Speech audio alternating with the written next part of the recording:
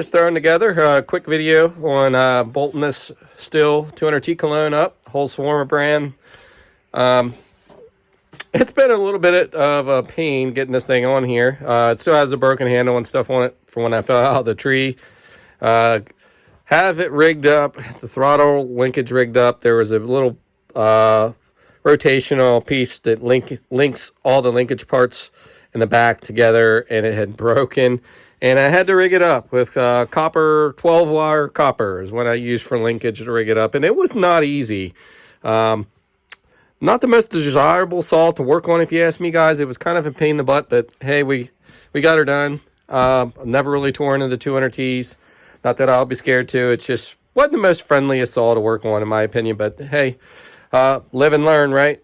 I guess if you do 20 of them a year or more, you can tear them apart, no problem. But anyhow, we're just going to get in this video, and I'm just going to show you guys a couple rips on this old girl, show you what she puts down on a dyno, and I want to compare it to the 194T up here.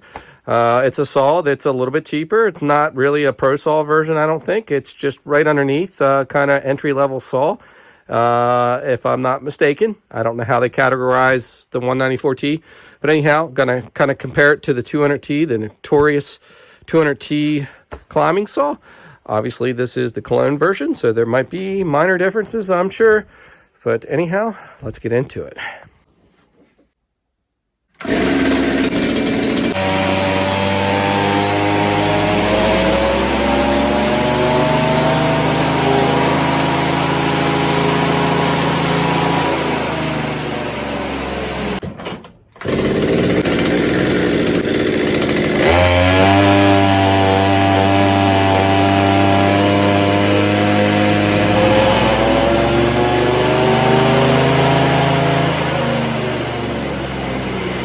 Alright guys, here's a look at the 200T cologne. Alright guys, so if you take a look at the RPM range, you might say, well, I know for a fact that my saw feels like it makes power at a higher RPM. Keep in mind, these smaller displacement saws are under quite the load turning this flywheel around, so that's what makes the power look like it's a little lower than what it should be by judging the RPM at the bottom of the graph. I just wanted to point that out. The best pull was 1.8 horsepower, and we just did another one at 1.6 horsepower. As you can see, she was still smoking pretty good up top. She could be warmed up and probably leaned out. I think it's just a little bit on the rich side. So we might push about a 1.9 to maybe even 2 horsepower out of this saw. But there's both of those pulls there. Now we'll pull up the infamous Stihl 194T Strato saw, and we'll compare these two.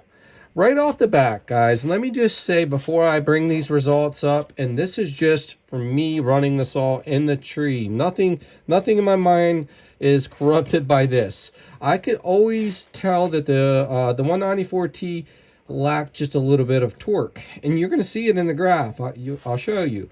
But when you would just buck in and your hardwoods and stuff, you could just tell it just didn't quite rip through it quite as good. Now, if you blindfolded me and they had the same similar exhaust systems on them, it'd be kind of hard to tell, even though the sound of a Strato is a little bit different and kind of distinguishable if you're good at listening to saws. In any event, both of the saws are pretty similar to me in the tree. I've had them both in the tree. I can honestly say that I could feel just a little bit edge on the torque on the 200T, and that was about it. To me, they were pretty much the same feeling saw. I will say at first I thought the 194T was making more power when I first got it, and as the 200T broke in, it definitely started making more power, and then I was saying, okay, this thing is pretty sweet. We're going to pull up the 194T stock and compare it. Alright guys, boom. Here's the stock in the red of the 194T. As you can see, we're not quite there on the power of the 200T. That's best pull. And I would willing to bet that would just be a hair bit higher if we tuned it just a little bit better.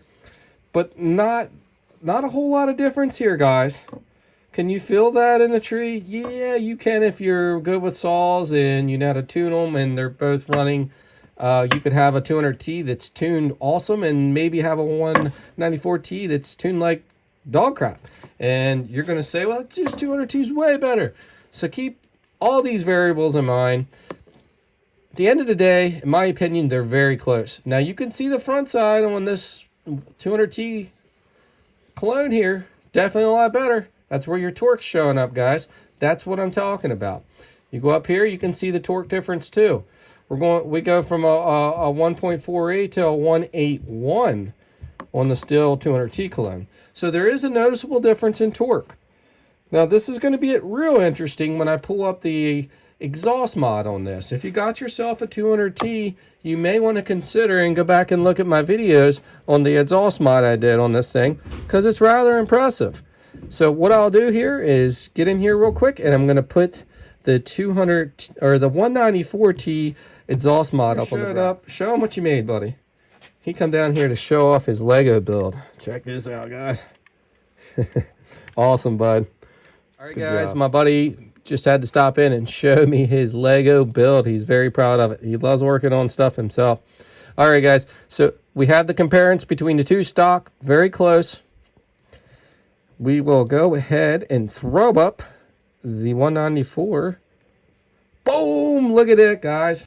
So that's about a 20% gain we gained from that exhaust model on the 194T. She really liked the hollow can, bigger outlet, no screen.